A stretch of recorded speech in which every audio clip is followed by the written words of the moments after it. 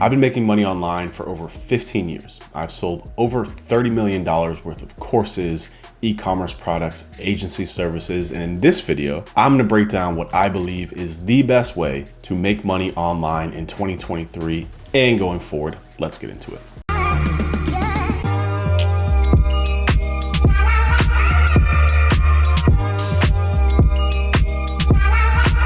So I've made money online pretty much every single way that there is to make money. There is a ton of garbage online about how to make money. When you search for it, 99% of the stuff is pure BS. So real quick on why you should listen to my BS over other people's. Well, like I said, I've been doing this for almost 15 years. I've not only helped my own businesses to grow, but I've helped clients like Target, Best Buy, some very large corporations and organizations grow online.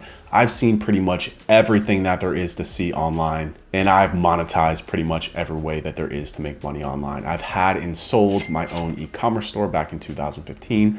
I've had built, scaled, and sold my own software business. I've had built, scaled, and sold my own service-based agency business. And through all that, I've landed back in the same place every single time, and that's services. So I'm talking about agency business, coaching, consulting, online training products. I put all of those into the service business category, and I believe it is the best way to make money online right now and going forward. And I get it. Look, it's not as sexy as AI, crypto, NFTs, stuff like that, but there's a reason for that. Warren Buffett, Charlie Munger, they always invest in non-sexy businesses. Why? Because they produce cash consistently for the long run. And that's what I'm in the business of nowadays. I'm not here to make a quick buck. I want sustainable cash flow that I can support myself for the rest of my life, my kids' life, something I could pass down to them potentially. Now, I'm not going that far down the line, but I'm saying service-based businesses have staying power. And that's key to me 15 years into my career. I don't want to be constantly building something that's just going to collapse within 6 to 12 months. That's a hustle. That's not a business. That's a great way to make a cash grab. That's not a business. Business is something that you can remove yourself from that will continue to produce cash flow for you while you're not there. And if you build a service-based business correctly, man, you've got something special. So this is going to be a two-part video. In this video, I'm going to talk about why you should pursue a service-based business. In the next video, I'll talk a little bit more how you can get started with your own service-based business.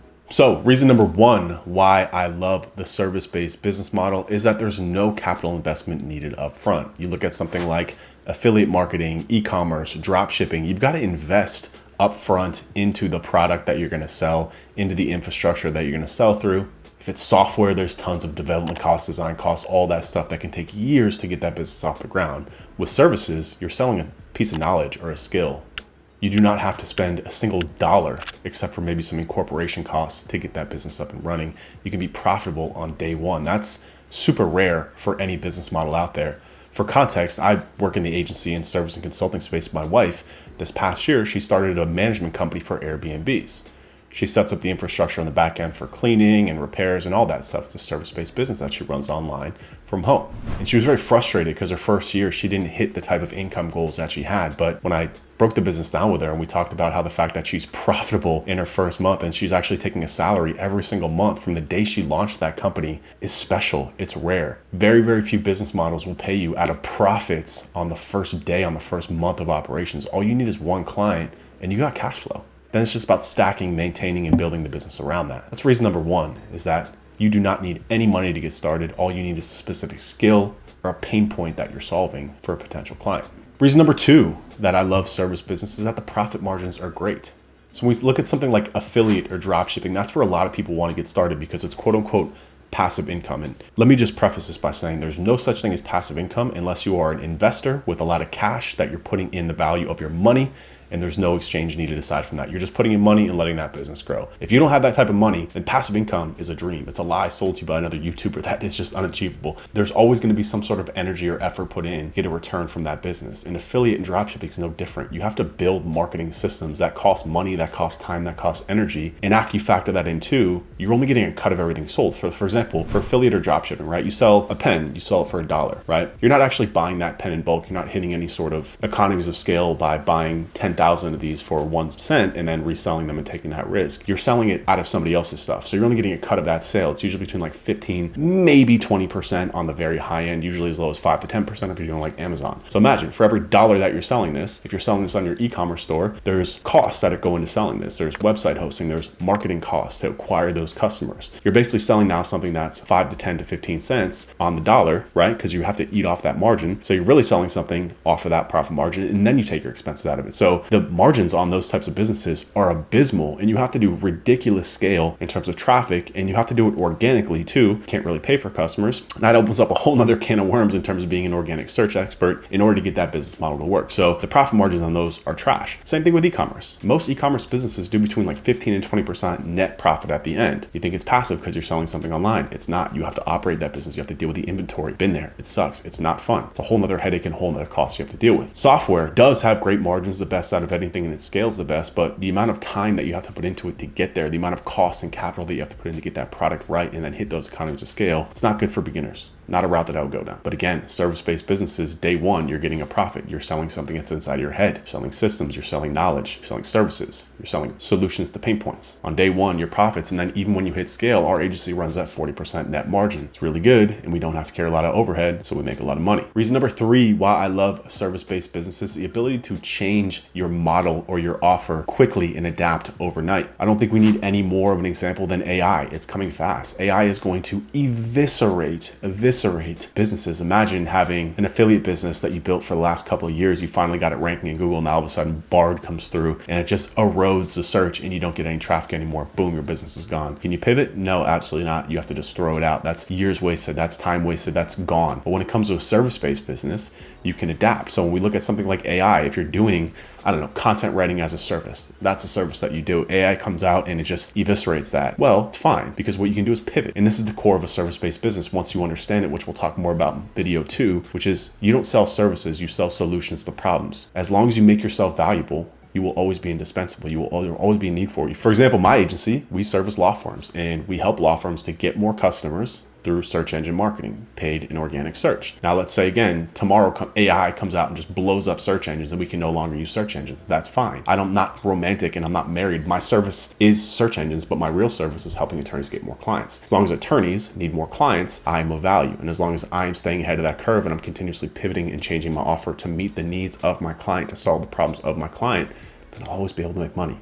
I'm indispensable. I'm valuable. Right? But when it comes to a piece of software or an e-commerce business, you can get shut down overnight by this emerging technology and it's going to happen fast. Reason number 4 why I love service-based businesses is the ability to charge more and go up market very, very quickly. So again, if we're selling something like a pen, this is a commodity, you will be capped by what the market is willing to pay for this pen. And there's continuous downward pressure on selling things like pen that are commodities because of platforms like Amazon that you can go to China and buy these things in bulk and then resell them. That puts a downward pressure on what you can charge. That means you are in a business that is in a race to the bottom, and that is not something that you want to be in. And that's the same with any product, including software. You're going to continuous downward squeeze on what you can charge unless you're solving a very specific pain point, a very painful pain point. But again, that ties into reason number 3 with the inability to pivot. You spend 2 or 3 years developing something, the market changes and you can't adapt. You're stuck, and your only solution is to lower prices until you're making no money and you're out of business. But the beauty of a service-based business is that ability to adapt, the ability to go up market, the ability to change our offer and continuously refine our offer to find something that's more painful, right? And when we're solving more painful problems,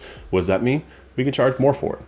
We go up market. So for example, I started out just doing SEO service. I actually just started out doing link building. That is not the most painful of problems. So I was kind of capped at what I could charge, but I was getting my foot in the market. Then I started doing overall SEO services for everyone. I was able to charge a little bit more because I was doing holistic stuff. But what I was doing at that time is I was adding more stuff in terms of time and just charging more for our time, as opposed to what I do now, which is I focus on solving bigger problems that may or may not require more or less time, but that's much more painful to clients. When it comes to something like acquisition for attorneys will continuously pay more and more depending on what they're charging for their service too. So the cost of my service, the price of my service can go up as long as I'm hitting my projections, which I always do. I'm able to continuously charge more because the customer acquisition will always be a huge pain point for law firms. And then I can start bundling services in there too, like website design, like sales support, training, stuff like that. So I land and expand. I get in there with the client. I prove myself valuable because I understand them, the problems that they have, and I have the team and the resource to deliver on what they need. So I'm continuously expanding and growing my services within one client. So I'm continuously charging more, continuously expanding, continuously providing more value without having to spend hundreds of thousands of dollars developing new products,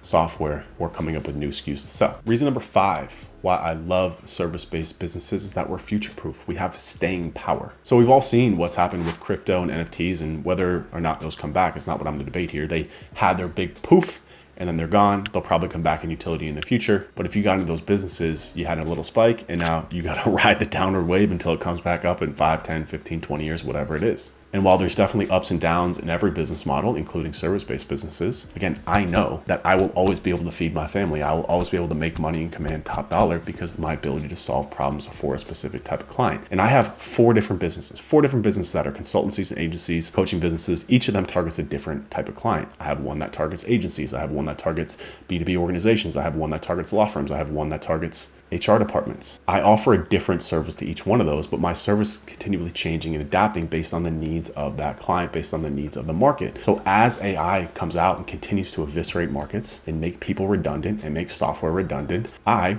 and my team will be able to push through because we're focused on the person behind that. We're focused on the client behind that and solving their problems.